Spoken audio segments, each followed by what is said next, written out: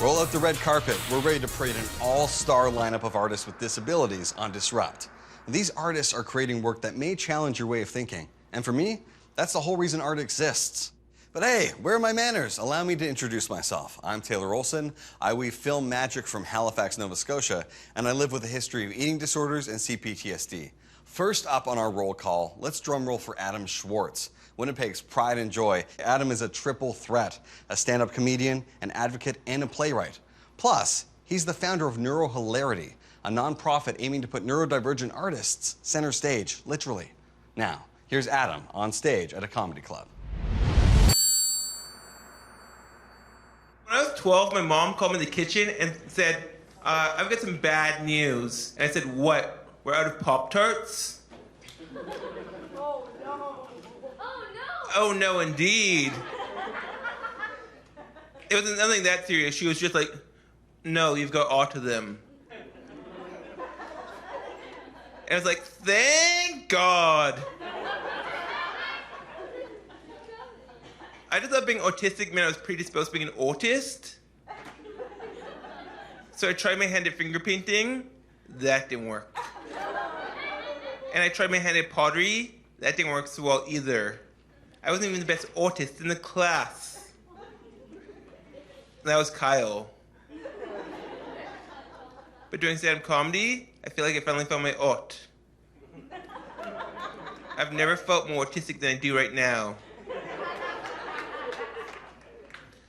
So for those of you who don't know anything about autism, I always use the show Cutthroat Kitchen as a metaphor. Have you guys seen that show? So here's how the show works. There's a bunch of chefs in the kitchen competing for $1 million, and one of the chefs pays money to sabotage one of the other chefs by replacing his knives with a rolling pin.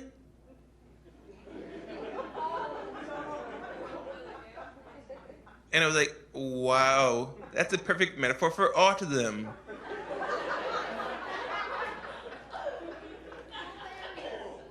But it's like the world's got together and replaced their social skills with a rubber chicken. And replaced their hand-eye coordination with a rubber chicken.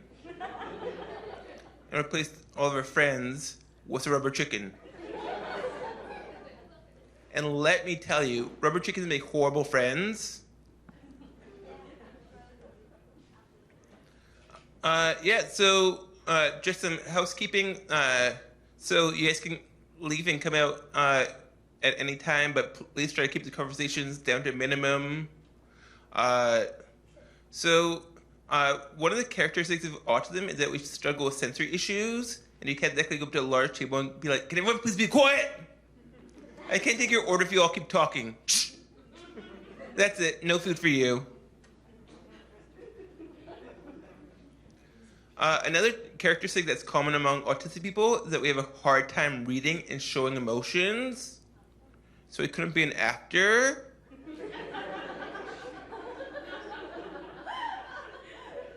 This is what it would look like. Begin scene. Guess what? What? You just won the lottery. Wow. End scene. Next scene. Guess what? What? There's a 15% discount on a giant tiger. Wow. End scene. Next scene. Guess what? What? King Kong is climbing the Empire State Building. Oh man. End scene. There are some jobs that would be great at, however, like air traffic control, because I'm still monotone. No one can ever tell when I'm freaking out.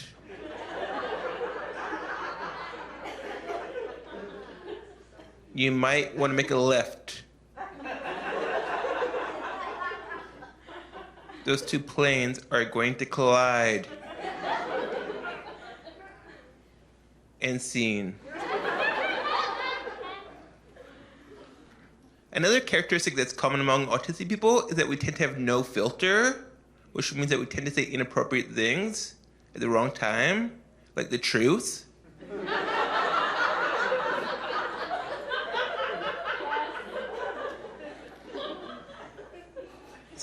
So rules are really important. I've learned that when someone goes around showing a picture of their grandchild and saying, aren't they the most beautiful thing you've ever seen?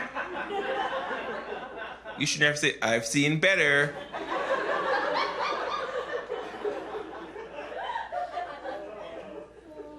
Another common characteristic among autistic people is that we tend to be super literal. So the other day I was at the restaurant for my granny's 80th birthday. My brother ordered death by chocolate. I was like, don't do it. You've got a lot to live for. Autism, check. Art, check. Pop-Tarts, check. Air traffic control, yep, that covers it all. Nice work, Adam. Next up, I've got a sneak peek of Advocacy Club, a cinematic gem by director Michael McNeely. This film shares the stories and experiences of members of the Helen Keller Center's monthly Advocacy Club. And just in case you thought Michael was only a movie maestro, here's a cold hard fact. He's the first deafblind student to nab a degree from Osgood Law School. Get comfy, because here's Advocacy Club.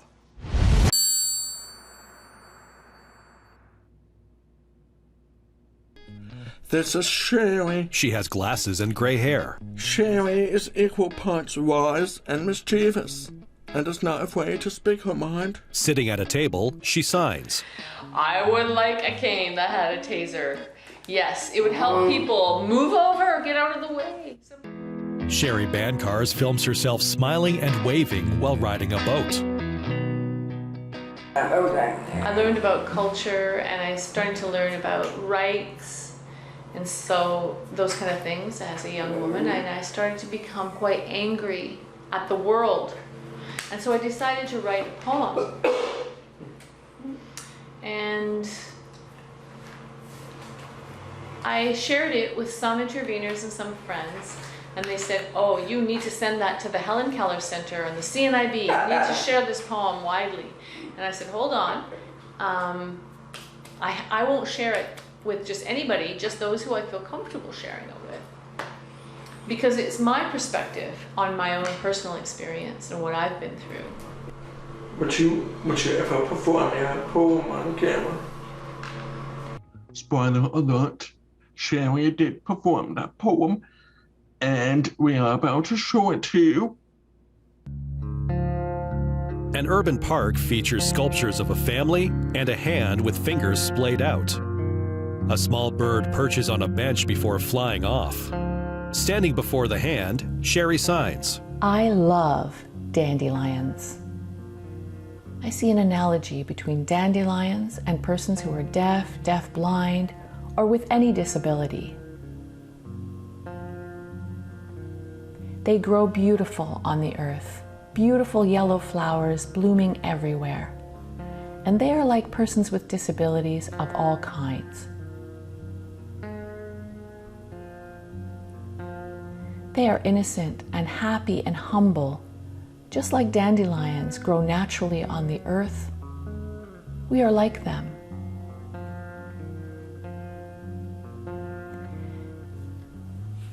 Dandelions spread everywhere. The gardener sees dandelions all over the place, but detests these dandelions. They yank them from the earth. They pull them. It is like how we are treated. People detest us because we are deaf or deaf-blind. And yet dandelions continue to grow. And when they become mature, they become pollen puff that children like to blow into the wind, and the seeds spread to the earth. We are like that. We are born anywhere and grow all over the earth. We are like dandelions. We travel everywhere, and when we land, we grow. Like a new generation growing up in the earth. We can come up. We can take root anywhere, just like the dandelion. Dandelions never stop growing. They never disappear. They are persistent, and so are we. We will never stop. The gardener looks around his garden and sees this weed and tries to cleanse his garden by yanking up the dandelions.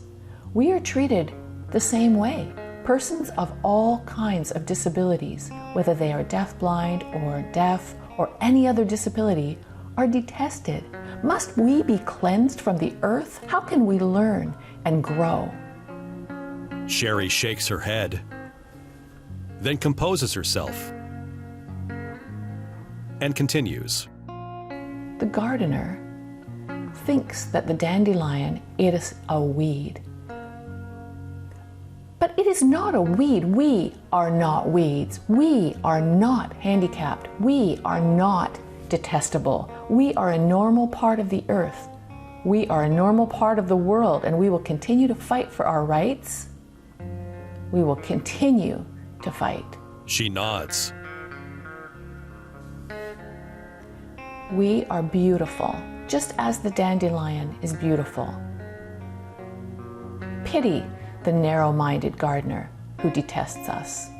She shrugs, smiles, and wiggles her fingers in farewell. We are beautiful just as the dandelion is beautiful. Thank you for sharing Sherry's beautiful poetry in the film Advocacy Club. Can't wait to see the whole thing. With that tickling your curiosity, it's time for us to hit the pause button. But fret not, we're brewing up more Disrupt goodness. We'll be back before you can say supercalifragilistic.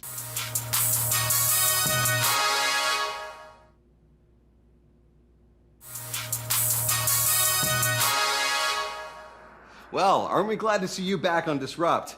Get your art appreciating goggles on, because we've got more creativity to unravel. First up, we have a short film called A Drawing of a Migraine by our brainy buddy, Taryn Goodwin. She's a jack of all trades, a neurodivergent and disability social practice artist, a painter, and an arts-based facilitator. With this piece, Taryn's like a pained cartographer, transforming the invisible torment of a migraine into a visual voyage.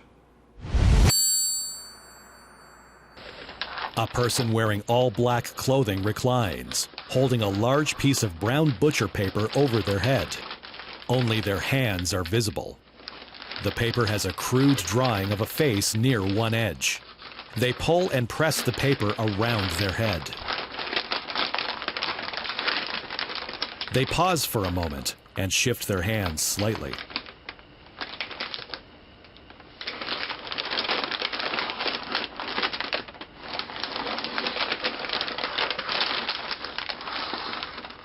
They scratch at the paper.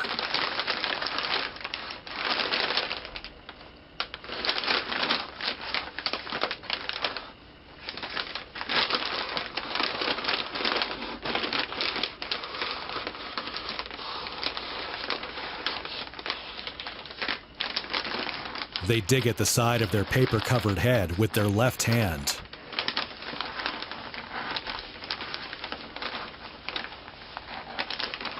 They lean back a bit more and press the paper around their head.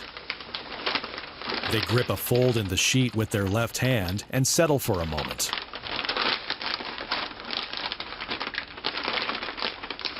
They rest their left hand over their face, drop their right for a moment, then bring it back with their left to press against their face. Their hands shift upward. They pull at the left side of the sheet for a moment before pressing their hand back to their face, crumpling it again. They rub the right side of their head, then press their hands to both sides of their head. They grip and tug at the paper, then cover their face with their left hand and lean to their right. They rest their right hand on their forehead and settle for a moment. They lean straight back, pressing their hands to their covered face.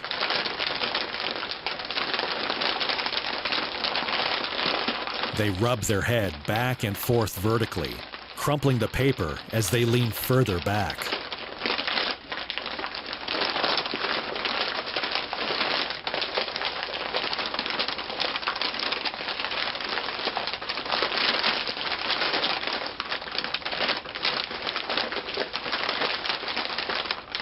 They again settle for a moment, moving only their thumbs back and forth.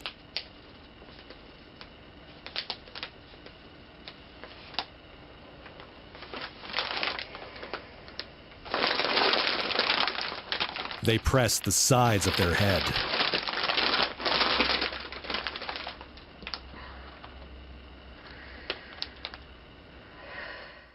That film is a lovely reminder of how non-visible disabilities are real and very debilitating. Beautiful work. Alrighty, it's break time. Fluff those pillows, adjust your spectacles, or perfect that couch posture. We'll be right back on Disrupt.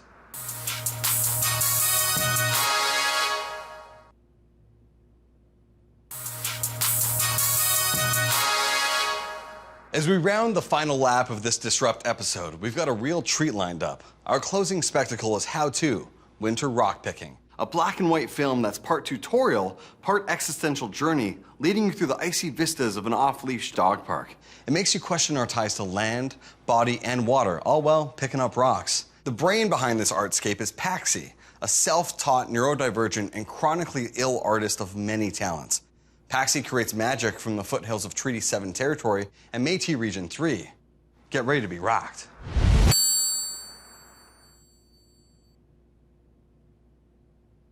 Kamisaraki, my name is Paxsi, and here is my guide on rock picking. Today I am exploring the Mill Creek Ravine, so let's go. Here's the gear you're gonna need. So first things first, you'll need appropriate clothing for the weather and terrain. As I'm filming this, we are in the final months of winter. Today it feels like minus 12 degrees Celsius outside, and it's pretty slippery, so I have these work boots as well as warm socks, my parka, a toque, and my mitts. You will also need a container to put your rocks in. Make sure to pick a bag or container that seals shut so that you don't lose your rocks on the way back. Finally, I suggest bringing an offering for the earth. I forgot mine today, so I'm going to do that when I get home. If you're not familiar with giving offerings, that's okay. I'll talk more about offerings on our way. So I was going to originally call this video Rock Picking for Dummies, except it turns out that I'm the dummy. It wasn't until I reached the water that I remembered winter means the rocks are covered by snow and ice and the creek is frozen solid. To my surprise, I went walking in an off-leash area and got to meet tons of doggos along the way, so I can't say I'm really that mad about how things turned out. Rockpicking is a great practice in mindfulness and a wonderful way to unplug and connect with our surroundings. Since rocks come from really old mountains and rock formations, they are one of the oldest tangible connections to our ancestors. Often this connection is reflected in language. In Aymara, the word for grandparent, achachi, and the word for mountain, achachila, stem from the same root word. Even if you don't follow any religion or spirituality, rockpicking is still a great way to spend time in the outdoors, which many people find to be a grounding practice. Before you pick your rocks, it's important to make an offering. This can be a great practice for folks who hunt and do foraging or gardening as well. It's not just for rock picking. When I make my offering, I thank the earth for supporting me and my loved ones and for providing me with the rock that I'm about to pick. A creek winds through trees. The reason we give offerings to the earth is to show reciprocity for the care and support the earth provides for us. In so-called South America, we often use flowers, candies, uncooked rice, an egg, and even ceremonial alcohol. To my knowledge, folks in this region often use loose tobacco. Regardless of what you choose, make sure it is biodegradable and it won't be causing additional harm to wildlife or the earth. Paxsi approaches the creek. And then it's time to look for a special rock. Sometimes a certain rock will jump out at me, and then I know that that's the one. Other times, I like to pick a handful of rocks and then choose one or two from the pile. You might choose a rock because it has a certain color or a certain shape, or it feels a certain way in the palm of your hand. Either way, listen to your body and trust yourself. If it feels right to you, then it probably is. A person and their dog approach on a path. So what do we do with the rocks once we have them?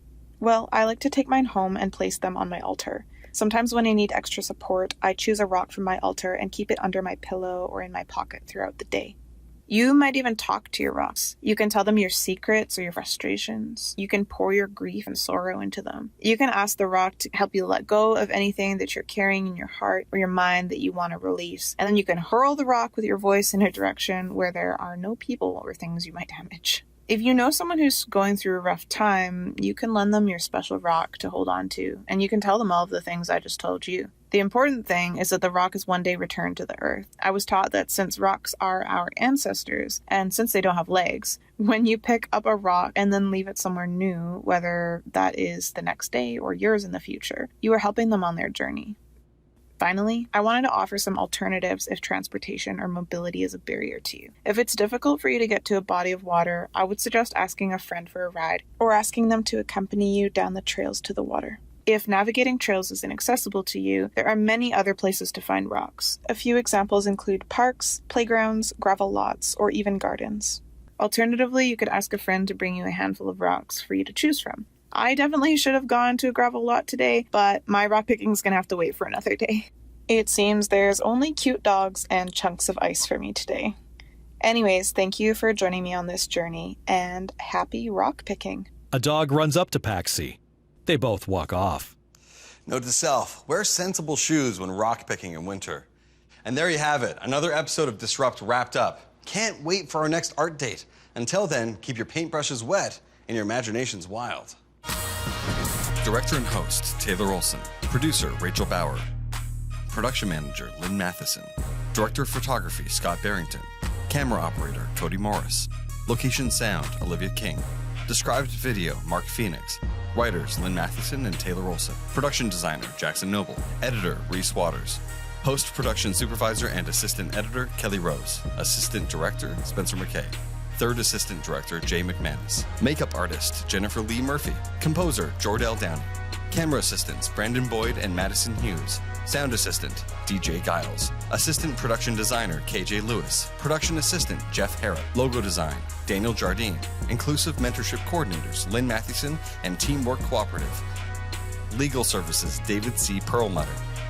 Special thanks, Art Pays Me. Produced in association with Accessible Media, Inc. Integrated Described Video Consultant, M. Williams. Supervising producer, Jennifer Johnson. Content Development Specialist, Karen McGee. For Accessible Media, Inc. Manager, Programming, Lisa Ann Gagne. Director, Content Development and Production, Karen Nye.